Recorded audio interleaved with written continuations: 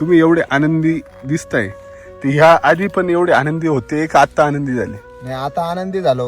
आता याच्याकरता समाधान वाटतं का लोकांना चांगलं घालायचं आपल्याला. आणि इकडून मागा बी म्हणजे 2-4 वर्षापासून मी रासायनिक प्लॉट करतच होतो, वांगी लावितच होतो. ह्या टायमाला आपण केमिकल काहीच नाही, डायरेक्ट 1% केमिकल 1% सुद्धा सापडणार. डायरेक्ट लॅब मध्ये चेक केलं तरी आपण छातीला हात लावून सांगू शकतो, हो एवढी गॅरंटी. हे आत्मविश्वास आला कस काय आला बाबा एकंदरीत? या टायमाला वैदिक वापरल्यामुळे मला बराच फायदा झाला.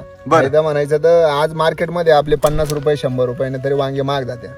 महत्वाचा विषय, आपण जेव्हा ग्रेकाला सांगतो का हे सुकतच नाही, दिवसभर जरी उन्हात ठेवलं तर याची शायनिंग जात नाही. याची शायनिंग जात नाही जात.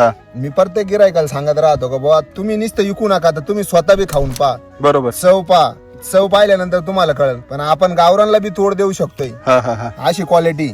बरोबर, आपण प्रत्येक वेळेस सांगतो त्यांना का बाबा 100% गावरानपेक्षा बी चवीला चांगलं आहे. आणि स्वतः आमच्या घरामध्ये समजा पहिले जे वांगे खायचो आम्ही, त्या साधारण वचक यायचं. ह्या वांग्यामुळे आम्हाला काहीच नाही होत, शरीराला इतकं म्हणजे हानिकारकच नाही. डायरेक्ट वांग जर खाल्लं तर 100% वचक यायचं किंवा जखमला हे व्हायचं. पण ह्या टायमाला आम्हाला काहीच नाही, आम्ही स्वतः बी वांगे खातो आणि दुसऱ्याला बी वांगे खायला